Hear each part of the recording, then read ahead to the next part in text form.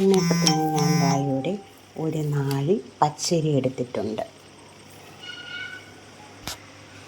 നമുക്ക് പച്ചരി അളന്ന് പാത്രത്തിലേക്കിടാം. ഇനി നമുക്ക് ഈ പച്ചരി ഒന്ന് കുതിരാൻ വെക്കാം.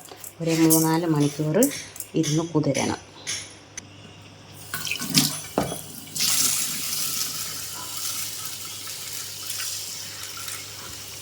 നല്ലപോലെ വെള്ളം ഒഴിച്ച് നമുക്ക് കുതിർക്കാൻ വെക്കാം. അടച്ചു വെക്കാം. ഒരു 2-3-4 മണിക്കൂർ ഇരുന്ന് കുതിരട്ടെ. നമുക്കിനി ശർക്കര ഒന്ന് ഉരുക്കിയെടുക്കാം.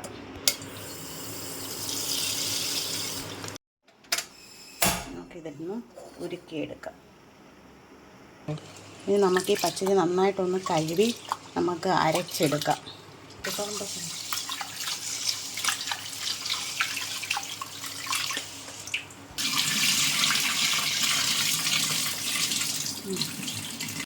ഇതിനകത്ത് ഒരു 3 പഴവും കൂടെ ചേർക്കാം.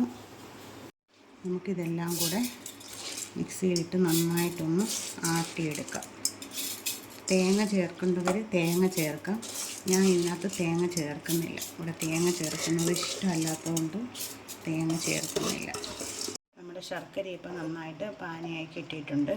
നമുക്കിത് ഒന്ന് തണുത്തതിന് ശേഷം അരയ്ക്കുന്നതിൻ്റെ കൂട്ടത്തിൽ ഒഴിച്ചരയ്ക്കാം, അല്ലാതെ ചേർക്കുകയും ചെയ്യാം. ഞാനിപ്പം അതിൻ്റെ കൂട്ടത്തിൽ തന്നെ, അരയ്ക്കുന്ന കൂട്ടത്തിൽ തന്നെ ശർക്കര പാനി ചേർക്കണം. പക്ഷെ ആറിയിട്ടേ ചേർക്കാവൂ കേട്ടോ. നമുക്കിപ്പോൾ ശർക്കര പാനിയും കൂടെ ഇതിനകത്ത് കുറച്ച് ഒഴിച്ച് കൊടുക്കാം. നമുക്കിതിനെ ആട്ടിയെടുക്കാം. ഇതിനകത്ത് 2 ഏലക്കയും കൂടി ഇട്ട് ആട്ടിയെടുക്കാം.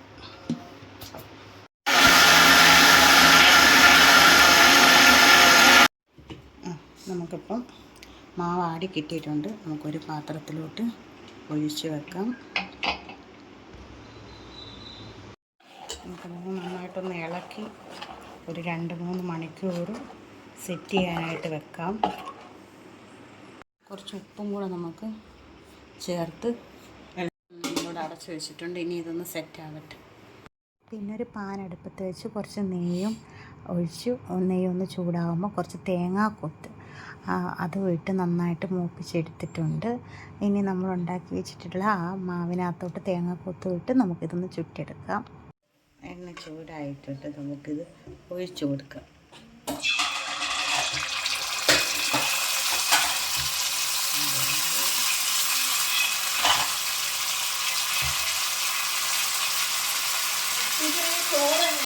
എണ്ണയല്ല കേട്ടോ, നെയ്യിലാണ് ഞാൻ ഉണ്ടാക്കിയെടുത്തത്. അപ്പം നമ്മുടെ ഉണ്ണിയപ്പം ഇവിടെ റെഡി ആയിട്ടുണ്ട്.